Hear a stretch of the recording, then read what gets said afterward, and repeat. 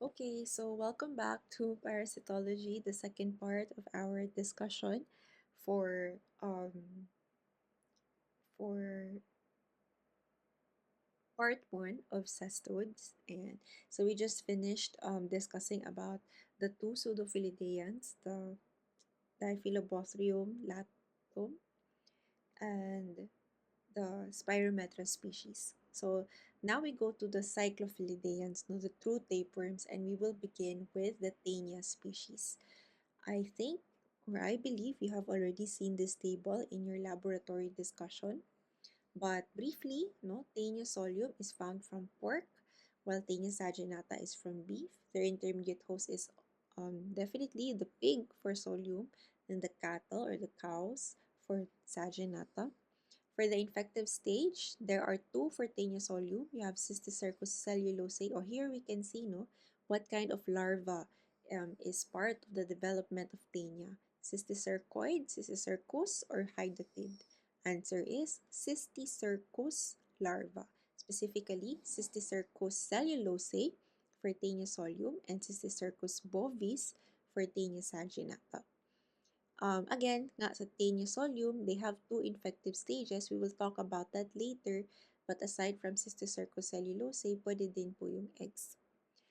For the diagnostic stage for both, ayan, pwede yung eggs and proglottids, no? Equal occurrence na siya kasi cyclophilideans na to, they are apolytic. So talagang natatanggal or talagang nagde-detach yung proglottids ng taenia from the body.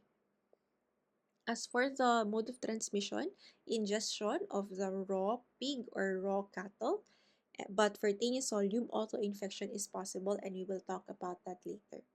For the habitat naman, they reside in the small intestines.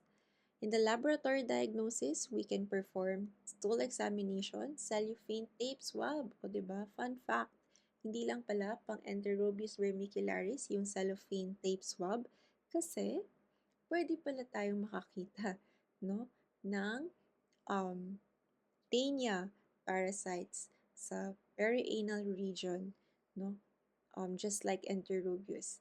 And we can also examine the uterine branches.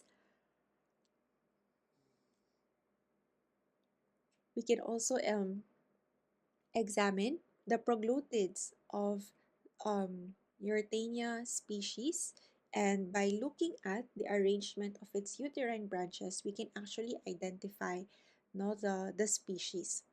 So in terms of the egg kasi, the eggs of both Taeniosolium and Taenia saginata are alike, no? They are indistinguishable, but their proglottids are not alike. Meron silang mga subtle differences. So, ang ginagawa natin para malaman kung solium ba yun or saginata ba yun, tinitignan natin yung uterine branches. So, we get the proglottid, we inject a special ink called India ink para ma-visualize yung mga uterine branches. And then, yun, doon natin makikita kung anong species ba yun. Also, for Taeniosolium, since this parasite is capable of tissue infection, you can also perform surgical removal of the subcutaneous or intracranial cyst. For the treatment, praziquantel and niclosamide are used. And for the prevention, syempre ganun pa din, no? Thorough cooking of meat and proper disposal of feces. So, wag po nating ipakain, no? Yung mga feces natin sa mga baboy tsaka sa mga baka.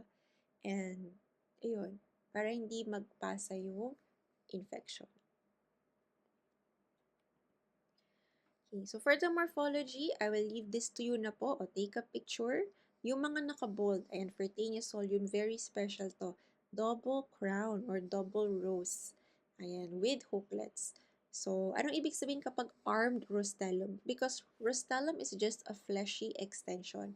But sometimes, the rostellum can contain spines. And when it has spines or hooklets, it is described as armed. For other parasites, yung rostellum nila walang hooklet. So they are called unarmed. So for Taeniosolium, they have armed rostellum composed of or with 25 to 30 hooklets.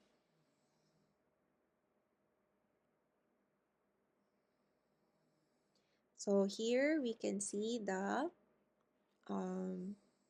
here we can see the appearance of the scolex of Taeniusolium.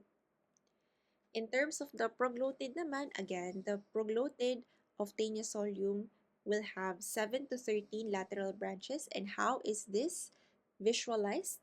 In the laboratory, you inject India ink. Okay, the egg of Taeniusolium and Taenia saginata are indistinguishable.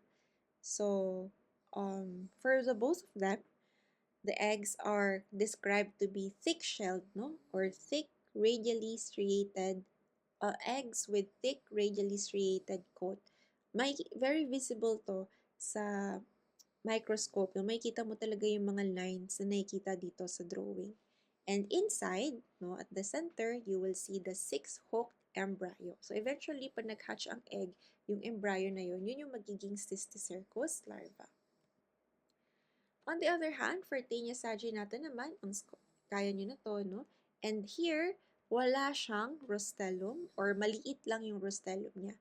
And since yung rostellum yung kinakapitan ng hooks, so pag walang rostellum, definitely wala ding hooks. So, no hooks.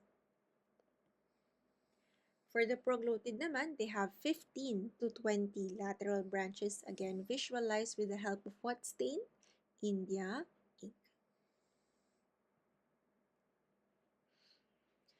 For the Cysticercus larva, ito po yung larval stage niya. And kung makikita nyo, no, ito yung Cysticercus larva. So, nandito yung magiging future scolex niya. So, pag lumabas na siya, ayan, yun na yung scolex, tapos ito na yung neck, and then eventually, ito na yung mga magiging proglotid. To summarize, take a picture na lang po of this slide para makita nyo. Ayan. And then, sino mas mahaba? Si Solium or si Saginata? So, sabi dito, mas mahaba pala si Taenia saginata. 4 to 10 meters.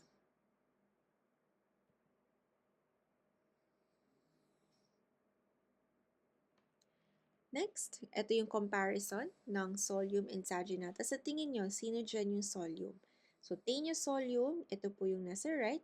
And then Taenia saginata, ito yung nasa left. Paano natin nalaman yun? Kasi dito sa scolex, wala siyang hooks, while dito, meron naman. Okay, so let's look at the life cycle for Taenia Solium. Ayan, so once upon a time, merong egg sa environment. Dito muna tayo sa red, no? So, once upon a time, merong egg sa environment. And then, yung egg na yun, eggs and proglotids, kinain ni Mr. Pig. So, inside the intestine of the Mr. Pig, magha-hatch ang egg, lalabas ang oncosphere. Ang oncosphere, magmamigrate papunta sa mga tissues or sa muscles niya and develop into your Cysticercus, no? Cysticercus larva. So, when we eat the raw or undercooked pork meat, makukuha natin yung Cysticercus larva, mag-unleash or maliliberate sa small intestine at magiging adult. However, possible din kasi na for Taenia solium, ang infective stage din niya ay egg. So, paano naman pag dun mismo sa soil, no, hindi kasi tayo nagwawash ng hands, plant tayo, ganyan, nakain natin yung egg. So, nakain natin yung egg, kung ano po yung nangyayari, whatever happens to so whatever happens to Mr. Pig, yun din yung nangyayari sa atin. So the egg will hatch, releasing the oncosphere. It will now go to our own tissues. And what kind of tissue? Actually, any part of our body, any organ, but most commonly in the subcutaneous tissue, brain and eyes, and there it will form cysticercus. So, pag sa brain siya mangyayari or sa brain siya magre-reside, ang tawag doon ay neurocysticercosis. So again, what do you call the tissue infection caused by Taenia solium when you ingest the egg instead of the Cysticercus larva or Cysticercus cellulosae found in pig meat? The tissue infection is called cysticercosis. Kapag intestinal infection naman siya, ang tawag lang doon ay Taeniasis. Again, cysticercosis. Pero paano naman pag nasa brain ang infection? Ang tawag no doon ay neurocysticercosis. Before we leave this slide, meron pa akong isang gustong i-discuss, which is yung auto-infection. So sabi nga natin, for Taenia solium, the egg is infective to humans as well. So what if, no, nag-defecate ka? No, nag-defecate ka, tapos for some reason, hindi ka naghugas ng kamay, nag-defecate ka, tapos sinubo mo siya. So the eggs that came from you, enter you again, no, via ingestion. So you became your own source of infection. Ang tawag doon, auto-infection.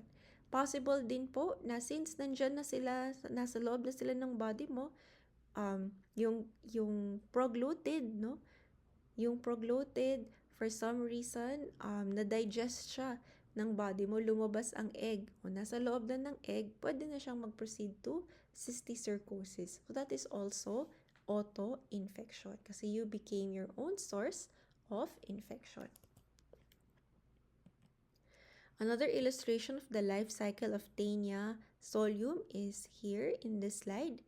And here you can see what are the common sites of infection, the muscle tissue, the eyes, and the brain. Anong tawag kapag brain infection? Neurocysticercosis. Pag general tissue lang or general muscle or organ lang, ang tawag doon, cysticercosis. Pag intestine lang ang infection, ang tawag doon, taniasis. For Taenia saginata naman, very basic lang siya. Ayun, wala namang nag-iba. Pero wala na siyang cysticercosis version kasi hindi po infective ang eggs ng Taenia saginata.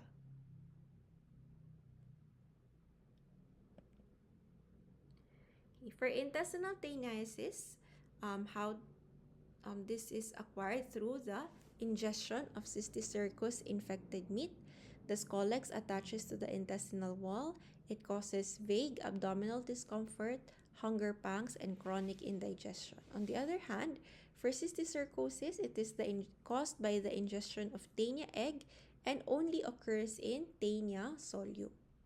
This can lead to the invasion of muscle like myositis, fever, eosinophilia, muscular pseudohypertrophy, may resemble lipoma, and can also invade the brain or central nervous system, causing neurocysticercosis. So what's the diagnosis for neurocysticercosis? CAT scan, MRI, ELISA, or electroimmunotransfer blood. So more on for the identification of antibodies. So ganyan din po yung itsura ng isang brain, kadiri no, na maraming cysticercus larva. Lastly, we have Taenia saginata asiatica. This is described as the Asian Taenia and it was first reported in Taiwan. It is related to Taenia saginata, so it's like a subspecies, but it does not produce cysticercosis in humans. Morphologically, it is similar to Taenia saginata, but the scolex resembles Taenia solium. Also, unlike the two previous Taenia species, no, which affects the intestine, the habitat of this parasite naman is the liver. Okay, so very interesting yun, no? Liver po yung habitat niya. The infected intermediate host rather is the cattle or are the cattle, goat, monkeys, wild boar, and swine. And the infective stage is the Cysticercus viscerotropica. So meron tayong Cysticercus cellulosae for Taenia solium, Cysticercus bovis for Taenia saginata, and Cysticercus viscerotropica for Taenia saginata asiatica. The gravid proglotid will have 11 to 32 lateral branches naman. So, recap lang tayo pag solium, 7 to 13, pag saginata, 15 to 20, and then pag saginata asiatica, 11 to 32. Ito pala yung pinakamarami. And this is what the scolex would look like. So, medyo armed siya kasi nga the scolex resembles Taenia solium. Okay? Ayan. And, ayan, that ends our first part of cestodes. First discussion for the cestodes. So, in our next meeting, hopefully hindi din, online pa din, no?